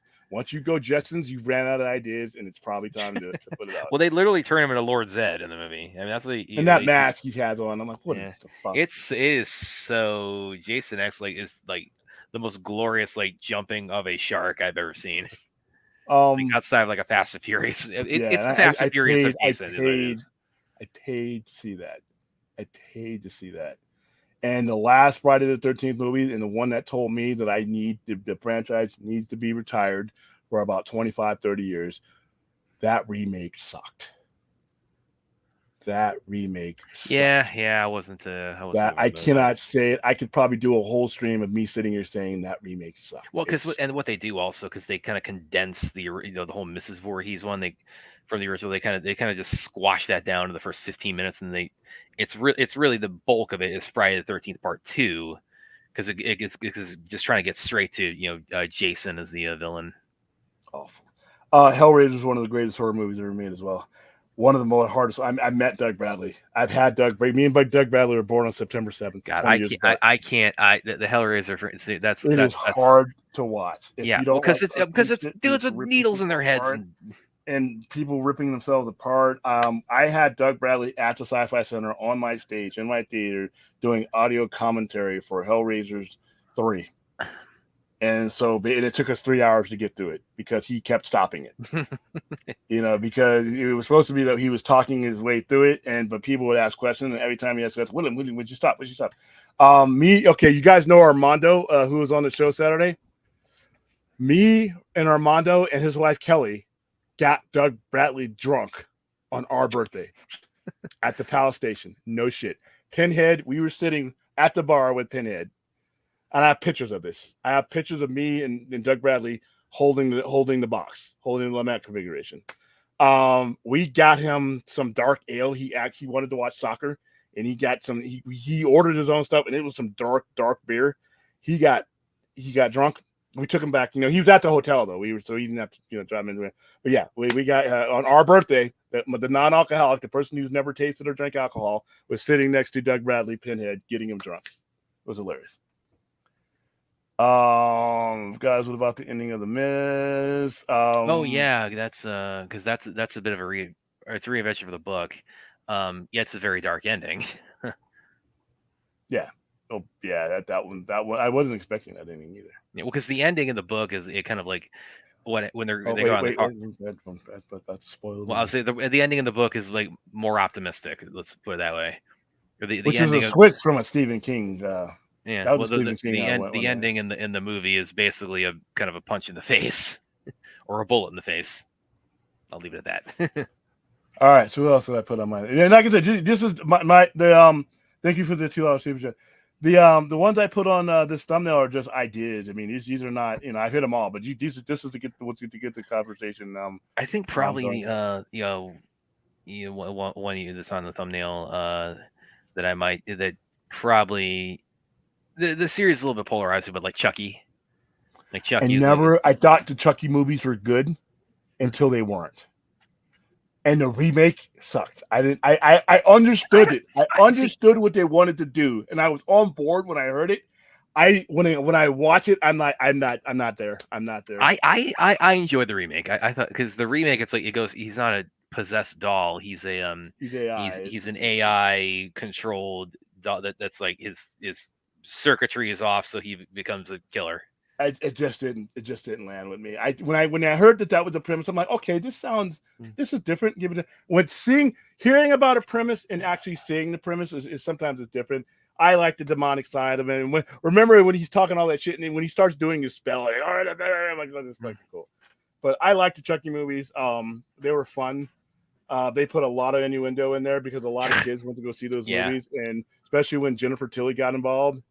Well, that's when they kind of shift being more into comedy, horror comedy. Fucking the doll and sex stuff. I mean, there's like a lot of stuff in there. Oh, Seed of Chucky was like that was nasty. That was no, it was just nasty. It's the worst of the series by far. It is, and it's like I don't know. You're sitting there. How did this get through the dailies when you're sitting there watching the movie? And you're like, when you have to sit and show people the movie that are putting up the money for it. How did that get through to that? Because that movie was good. Well, and then when they kind of the Cult of Chucky and all that, they kind of took it back a little bit more to the horror time. And they also the TV show wasn't bad either. So TV show just got canceled. Yeah, it just got canceled. And a lot of it because there was nowhere for it to go. Yeah, unfortunately, I actually got to meet Fiona Dourif at a con about 6 years ago. So she's pretty, she's a pretty sweet girl. So I really enjoyed Phantasm. Phantasm is underrated because it's a really hard movie to follow. Phantasm is a classic, but it has a lot of stuff in it that it doesn't really have a lot of time to explain. And they try to do it over the course of 3 movies. You really have to watch Phantasm 1, 2, and 3. And they take place like one, bam, bam, so you can do it that way. If you ever watch Phantasm and you're not, and it looks like you're not getting it, watch them all 3. Just flush them all down your brain. And that because like I said, the first movie is really, in my opinion. Now, granted, I was really young when I saw it, but even as an adult, I could understand why this franchise, you just want to speed to the gore moments, and that's it, I did not like Darkman. I didn't hate Darkman. Faculty, I actually really dug. Faculty's disgusting. Ugh. Wait, yeah, no, I like Faculty. The Faculty is good. That's just a horror movie, but also it's like it's the alien invasion movie. Well, not only that, but also it's like it's such a it's so encapsulates like what it's like to be a high school kid in America. Ash vs. Evil Dead was just too expensive to make for what it was drawing. It actually drew decent viewership. Mm-hmm. It's just so expensive to make. Mm-hmm. And it actually didn't last. It lasted. I didn't think it was going to last more than Oh, by the way, the Faculty. I agree. It's got one of the best ones. I mean, this is like a Schwarzenegger one-liner, guaranteed to jack you up. Yeah. All right, Ash vs. Evil Dead lasted 3 seasons, got 30 episodes, which is hey, that's a Netflix lifetime right there. Yeah. But for it wasn't drawing enough for what they were spending on it, even though it was consistent in its ratings. It was consistent in its ratings. It just wasn't. And what was it on? It was on. That was on Stars, wasn't it? Stars, so. yeah, it was on Stars, and it was kind of like The Flash, and it's kind of like Raised by Wolves, a show I love. I loved Raised by Wolves, but there wasn't enough of us watching it, and it was very hard to put your brain around some of the concepts Ridley Scott was putting in. It was an immensely expensive show to do, and when that show got canceled, I was like, I was happy for the season I got, and that was it. But I knew that this show was too. What's the word I'm looking for? I don't think avant-garde is too Maybe too esoteric. Yeah, because I understood where it was going and I appreciated it, but I could see myself being in a small room with very few people that would have. And for the money that they were spending on that, it's just like Ash vs. Evil was a really expensive show. It's like The Flash back in 1990. The Flash didn't go off because nobody was watching it. It just wasn't just, the amount of people that was watching it didn't justify the money. Yeah, because it had an astronomical budget for its time. So sometimes the show is not bad. It's just that, they want to move that money somewhere else. Netflix, I know you're watching because you keep kicking us off the air. That goes for Mindhunter. That goes for Mindhunter. Bring it back. Oh, wait, are you suggesting selling something to Netflix? No, they own it. It's theirs. It's theirs. David Fincher wanted to do it. He said, well, Netflix didn't want to. It was an expensive show to do. I understand. But it was good. Netflix, you spend money. We could go through a marathon of bullshit that is on Netflix that should have never even been given a quarter, but was given a lot of money and given a lot of time. Give me another season. I'm not asking for the world. Give me one more season of Man. I'll take it. I'll take it there. You give me one more season of Mindhunter. I want more, but give me one season at a time. It was the best thing that Netflix has done. Have you watched Mindhunter? No, I have not. You need to watch Mindhunter. I've heard good things about it. It is the best, other than, like I said, season 4 of Stranger Things. Because season 4 of Stranger Things, I don't care what anybody says. You want to learn how to write a story and make people care about every character in your show. The old characters, the new characters. You want to take somebody on an emotional ride, an intense ride. Stranger Things season 4 had people putting up billboards, paying money, putting up billboards during the break in the season, saying to save Steve, which is one of the characters on the show. I shit you not. and there's certain, and I don't want to spoil it because I know a lot of you haven't watched it, but there's a brand new character that is introduced in this city, and I related to him. I was that guy. I was Eddie, man. I sat with a guy like Eddie. I wasn't playing D&D, but I was sitting at the table wondering what the fuck was going on. That's how that guy that's in there, that's who I got my Metallica mixtapes from, with all the Metallica songs on one album. So I can relate. And in 1986, I was there with that guy. I love that character. Now he's playing the Human Torch. But he's good in everything he's in. He might get an Academy Award nomination if he's as good as I think he looks in Gladiator. Joseph Quinn is excellent. And he plays a character in Stranger Things. But yeah, other than that, Mindhunter, you gotta give me another season, guys. And the next time I'm at a Tudum thing, or they bring me out to one of those things, and they have the Netflix executive there. I didn't do it this time when we were there with Zack Snyder and all that, because I really thought we were gonna get thrown out of there. I'm like, you guys sure you got the right William Powell? And like I said, that whole time, me, Bradley, and Austin, we were all there, and I'm like, I know they're gonna come over to this table and be like, can you come with us a little bit? Well, you can go ahead and keep your drink and keep your because we prime rib cutlet. When you had had that pretzel the size of the pretzel, yeah. I'm like, you can go ahead and take that. We're just going to ask you to leave. There's been a mistake made. It was some other William Powell, and you weren't it. So I didn't get to ask the Netflix executives, to bring back Mindhunter, because I already thought I was going to get kicked out. But next time I'm in the room with a Netflix or anywhere near a Netflix executive, I'm going to be like, so can we bring back Mindhunter? And there's no reason that you're going to give me, I'm going to accept. Because, as soon as you tell me about those other reasons, I'm going to bring up a list of bullshit that is on your channel right now that I guarantee you no one's watching, that you're paying for. So, yeah, Mindhunter. Flash came out 5 years too late. I think the Flash came out the right. It's just we were. Yeah, well, Batman the movie, Batman '89 gave them the notion that they could do this, but they didn't realize that they could how expensive the difference between network TV and the kind of finances you get for a movie. Well, not only that, but also it's like you're adding superpowers into it. Yeah, and that costume for 1990. That costume was awesome for 1990. We're still pretty awesome today. Yes, I did. We're gonna go into that. I'm emailing for permission to show the Dune trailer for Saturday. Wow, any other big slasher movie iconic villains we haven't covered tonight? Nah, it's over. It's up to the audience now to come up with theirs.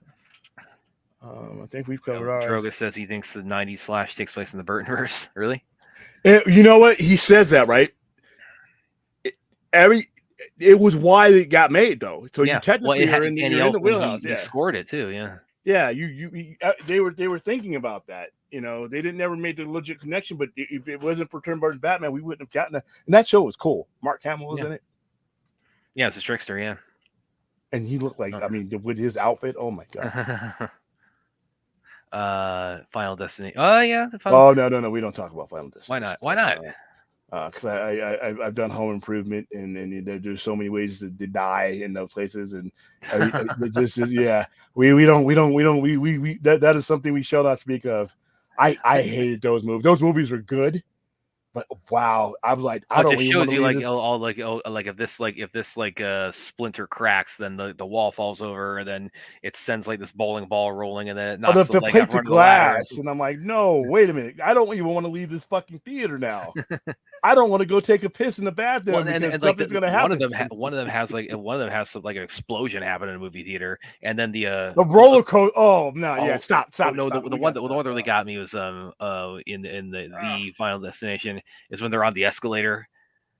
Oh shit! One. Yeah, that one was they're fucking all brutal, horrible, dude. They are all bad, and it's so bad about Final Destination, and it's shit that you use. It's stuff that could be you. It's like now, granted, I didn't cheat death, and the whole movie is about if you try to cheat death, I mean, it's gonna. Well, that's why I kind of always. That's the thing I kind of like when they introduced it, because I think the last one was. I think they're making a couple more now. I think, but the most recent one where they had the bridge collapse. That I kind of like. They introduced this new idea of like death is like if you escape, like you're intended. Death kind of has this idea like that's the whole premise of the movie. Well, death says like okay, just cut a bitch and we'll call it even. Basically, the power tools. I mean, just they use the manner in which you use. Every time I watch those movies, I'm like, I picture myself in these movies because I like to handle this stuff. I'm like, fuck, man. I mean, you look at the list. There's a YouTube video out there that lists the deaths, how they do them. It's fucking horrid, man. Yeah. You don't want to do shit. If you have plans on doing shit that you might see it kill somebody in this show. If you wear glasses and you plan on getting like LASIK eye surgery, the last one will ruin that for you. What is the worst, dude? I can't even. I think one that because I have a hard enough time with roller coasters as it is. Like I really would love to overcome that, but I think it was the second that movie didn't help. There's another one I forget which one it was, but where the two girls get like trapped in like the tanning booths. Oh yeah, they burn up. Yeah, that one. Well, see that I'm never gonna go into tanning booths. I'm okay there, so I couldn't relate to that one. But all the other ones, I mean, like I said, the manner of death in that movie is like. You're like looking around, and like when we leave the movie theater, everybody's looking around, wondering if the light's gonna come down and split them in the head. Or that one was. I was about to bring that up, yeah, because that shit happens though. That's the thing is like shit like that happens. Well, that happens where like the cars are like tumbling end over end, but this is like extrapolates. Okay, what if like the tire comes off and like flies at you like 400 miles an hour and hits you right in the face, or one that happens there is one is everybody's stampeding out of there and like. People stomp on somebody stomps on one of the benches and it like cracks it in half, so like it splinters up this way. That scene just escalates into more death. The initial thing that starts the death is one thing, and then the rest of it is like, what the fuck, dude? Well, and then it's got that same one. That same one has got a guy in a swimming pool where he goes down. He's like trying to like get back like his like lucky silver dollar. Oh no! And he gets his. This probably is. This was ridiculous, but he basically gets Stop. Yes. Oh. So he gets plugged up into the plug at the bottom of the pool, and like It's bad. and It's like the pressure builds up, and it's just like it sucks his entrails out. Even though that was bullshit, by the way, It was there's bullshit. no way that would happen. No, it wouldn't. You wouldn't know it by watching it there, and it's that's so nasty. Well, because if that could happen, it's like every pool in the country would be shut down. You wouldn't be able to go swimming. That'd be like a literal vortex. That'd be like a Bermuda Triangle right in the middle of the pool. But the way they did that was just like, oh my god. That whole, like I said, I can watch anything, but when they familiarize it, it's like you're literally sitting at people go into pools, people go on roller coasters, people watching that. Dude, I've seen tires come off and nearly kill people at NASCAR events. So yeah.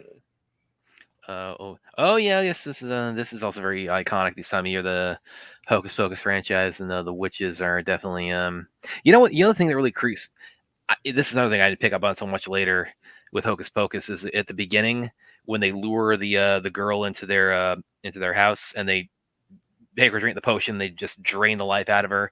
The rest of that scene, you've got this corpse just sitting in that chair with and her hair is all turned gray and she's just down like this and the life just drained out of her, and they're just casually just conversing and walking around this dead child that they just murdered right there.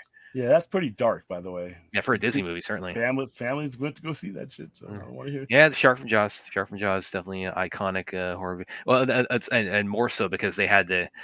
I love the story because Jaws had, of course, one of the most infamously troubled productions in movie history. And part of it was because they couldn't get the shark to work out in the ocean. They were filming the mechanical shark. It's like it just kept failing on them. So Spielberg said, "Okay, fine, we just won't show the shark." And lo and behold, it ended up working. All right, guys. I think that's it. I think everybody got the horror and sick shit out of our brains and off our chest. We always need new Kai. I mean, you know, we just got one with art. Yeah, we just got one with art. You know, we'll get more because, like I said, you know, most of these icons that are up on my screen I've had all my life. I'm always ready for new ones. Yeah, he did. He went from because he's the trickster on the Flash, and then he went on to voice the Joker on, much to despite Williams, you know, where he did a good job. Yeah, well, not only that, but also he's become basically the de facto voice of the Joker in most DC animated, even like a lot of merchandise media. But when it comes to live action, he's not the Joker. Yeah, it would be kind of cool though if they did some kind of thing where they actually had to finally put the Joker in live action. Nah, because you didn't hire him for the Joker for his looks. You know, how you can make it. He'd be like an old Joker. He's like 66, 67. You know, he's in mid 70s now, isn't he? No, he's not 70 yet. He's like 66. No, he is. Nah, he's only about 66. No, let me look this up because he can't be that old. No, I'm telling you, because he was like mid 20s when he did Star Wars, so he would have that would have make him around his 70s now. He's closing in, but not mid 70s. No, look him up right now. He's 66 or 67, I'm guessing. No, he's born in 51, so he's 73 now. No way. Yeah. When did he get that old? He just turned 60 something last week or something, didn't he? He's 71. Yep, or 73. 73. Mm-hmm. He looks great, by the way. But yeah, he can still probably play Luke Skywalker, one or two more times, I think. Oh Lord, out of that fan base might. Yeah, that's true. He's married since 1978, man. That's one thing I said. We were talking a little about, like, I'm sure we'll talk more about, like, the eternal tug of war in DC fandom, especially with recent stuff. But it's like one thing I'll always say is, like, every time I feel bad being a DC fan, I look over at Star Wars fandom and I don't feel so bad anymore. People like Star Wars is like, dude, Star Trek literally destroyed itself.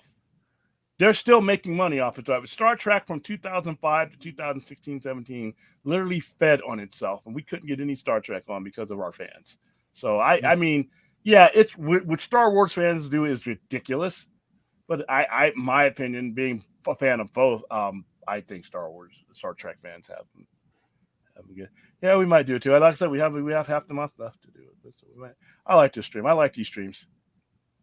I don't know why we don't do more. Yeah. Jim Carrey's was original movie. Instead, it was a horrid movie. So, I want an Art versus Pennywise movie. That could, the battle of the scary supernatural clowns. Actually, Pennywise, that's another. We could include him. I could have briefly. put him on there. I could have put both because both of them were scary. Yeah, Tim Curry and Bill Skarsgård. Tim Curry did some really racy. That movie did racy shit in like a 1990s for a 90s made-for-TV miniseries. Yeah. I mean, to a lot of folks, Kevin Conroy and Mike. I know you met Mark Hamill. The Batman and Joker live-action animation. To a lot of folks, Kevin Conroy and Mark Hamill are the Batman and Joker live-action animation. Does not matter. Matters to me. Matters to me. Here's the thing. When you're good at you're talking about Mark Hamill's a great voice actor and Kevin Conroy was a great voice actor. But when you're calling on the full thematic experience of a villain or a superhero, there are certain things that only a live action person can deliver because that's what they do. And there are certain things that only certain voice actors can deliver because that's what they do. The rest is done by the animation itself. So for me, there's a definite line between live action. That's why I'm against sometimes when they say so and so should be nominated for an award because of how they played a character in a cartoon. I'm like, no, because the facial expressions, the body mannerisms, the wardrobe, there's a lot of stuff that goes into that type of performance to where you should never, I don't think the line should ever be blurred. When I'm talking about the best Batman, I'm talking about the best Batman from a point of view of what he looks like in live action, what his costume looks like, how the actor is portraying him, how the actor does that voice, the Bruce Wayne, how the actor does the separation between Bruce Wayne and Batman. Joker's the same thing. The sound of Heath Ledger's Joker wouldn't do me any good. Seeing Heath Ledger physically perform the role is always going to put that in a category that just should never be combined or considered with animation. If you want to say that that Batman animation, the one is the best animated Batman you ever seen, that's fine. And for each person's point of view, it's going to be up to the person. You could say that's the best Batman you ever saw, regardless, like you're saying here. But for me, I don't put them in the same category because of what it takes to sell the character in live action versus what it takes to sell the character in animation. And to me, like I said, the live action is always going to be superior to the animation. So that's just an opinion that we all got. Oh, Chappie, for once you and I have this is a hot take. I don't think it's a hot take from Chappie because everybody knows me. I'm a big Paranormal Activity fan. Toby is the demon of that series. And he's I love Toby. He gives that series its scariness. It's not scary. It is. It is not scary. By the way, bring him back up, please. It's not scary. It's your pansy, and it's scary. The fucking pansy. You reminded me. Okay, Monday, we are doing Jennifer's Body. Okay. Because I'm letting you know right now, Chappie, because I know you're not available at certain times. So I want you to be available. I haven't seen Chappie in the chat in a minute. So yeah, he's been working during daytime. So he ain't no mess with me. So that's the answer to your question. That you Cloverfield we'll have to do on a different day, but Jennifer's Body is appropriate for Monday. So there you go. All right. Jeepers Creepers 1 and 2, yes. And I want to know that's the end of Jeepers Creepers 2 when he catches him and he's sitting there waiting another however 27 years or whatever. He's like waiting for him to wake up again so he can blast his ass. I like Jeepers Creepers. I thought that was some good shit. The guy who wrote it kind of crazy, kind of like criminalish, but is it that who wrote those again? That was that. Oh, we might. I almost get pulled down, but even just the mention of his name. But I think I know who you're talking about. Yeah.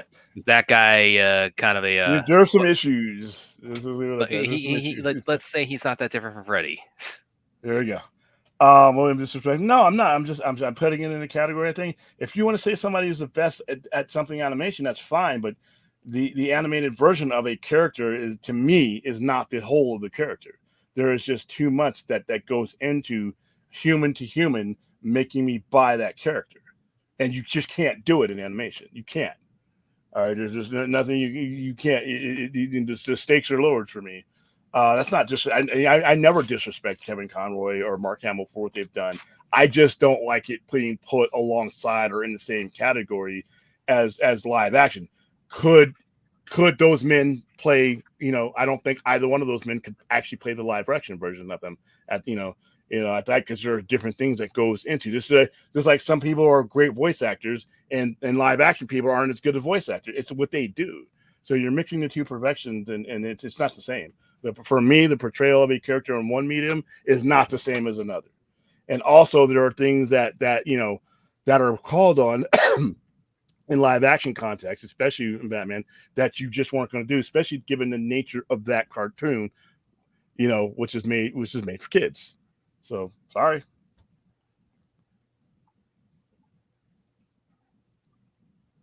Christian Bale's my Batman.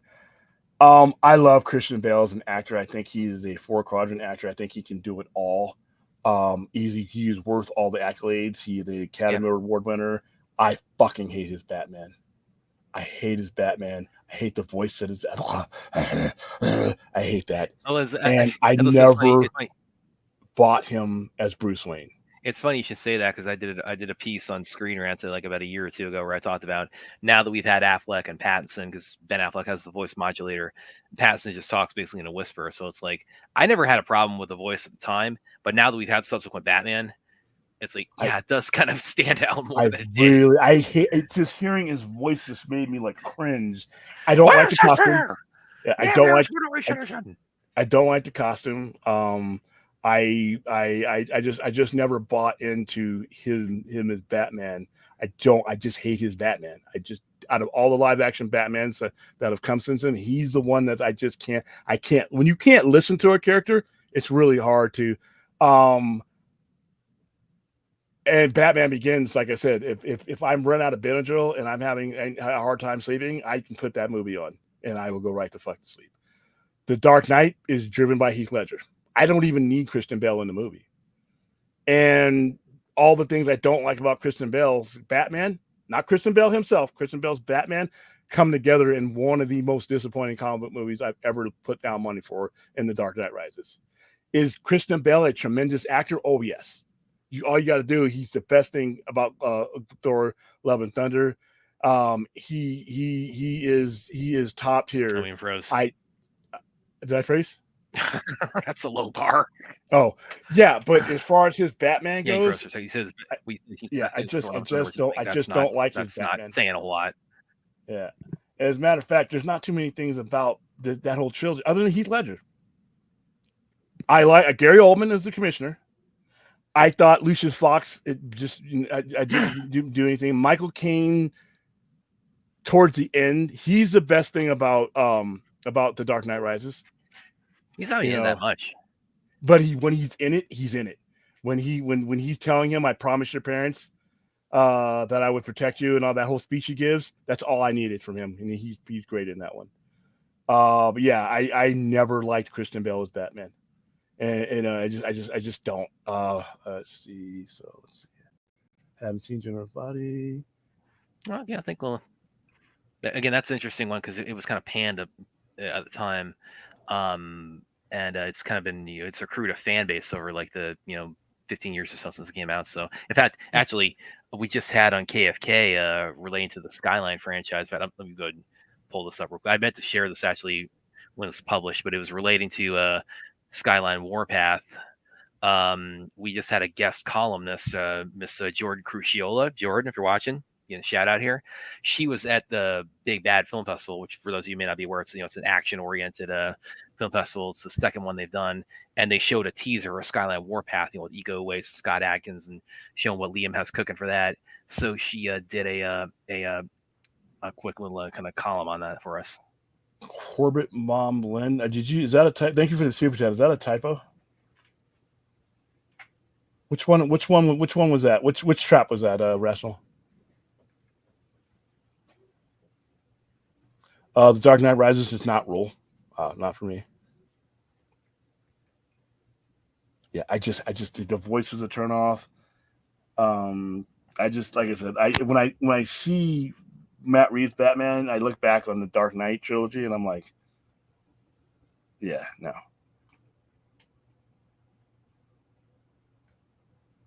Batman the Raid. Are you trying to pull something up? Get it right here. Just get it right here.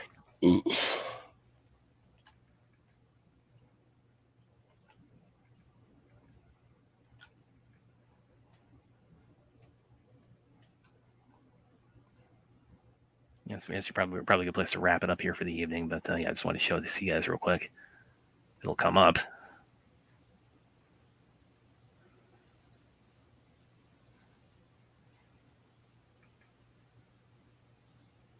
And go ahead and keep reading the chat while I pull it up. The one where she has a shotgun. Oh yeah, she's a doctor. She's a doctor, yeah, and she saves him, and guess because Amanda is turned on him. Yeah, that one's pretty brutal. Yeah, it's shotgun shells aimed, and they all go off.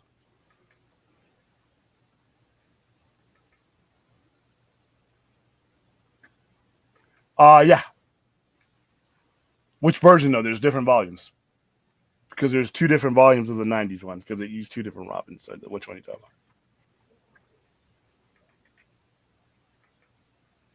about? The Batman. Okay, this is going to be an opinion. The Batman absolutely compares to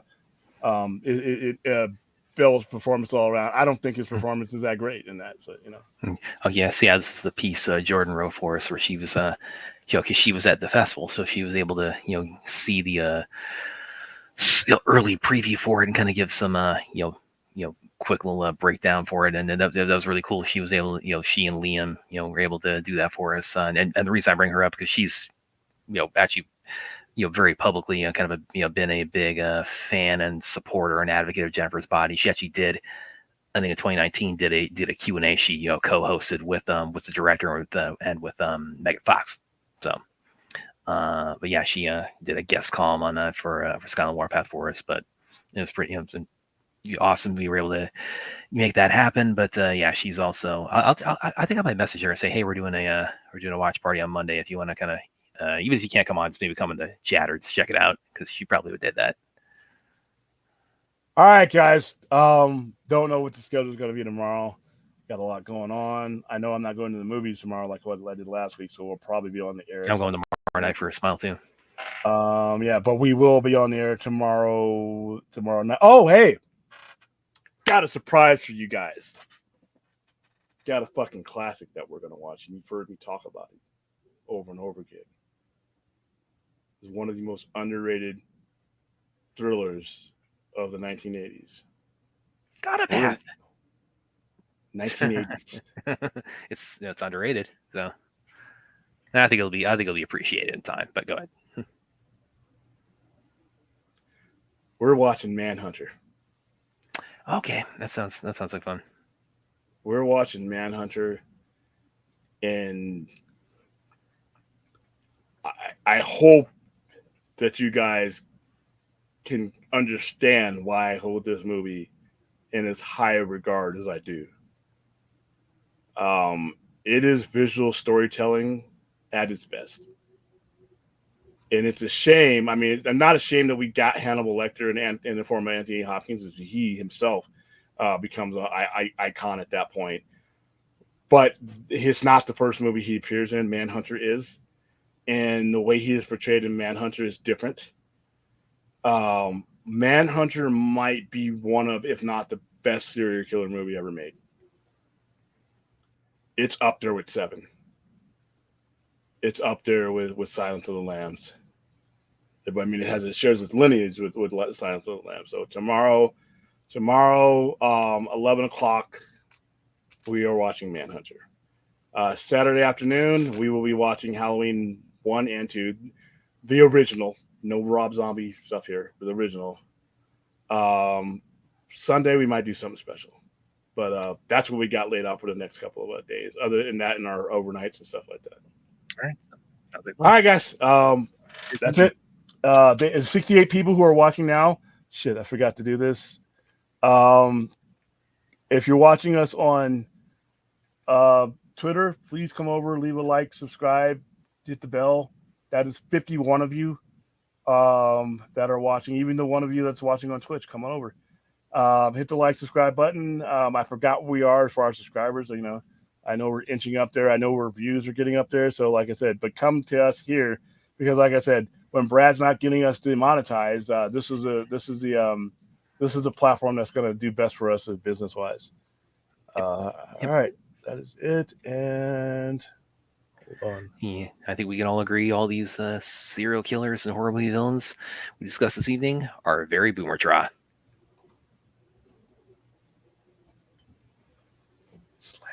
Happy Halloween, guys. I hope no other misspelled words become associated with me, because I really, as Our someone who audience takes sucks. literacy seriously, come on, this is a blow to literacy here. All right, see you tomorrow night for Manhunter.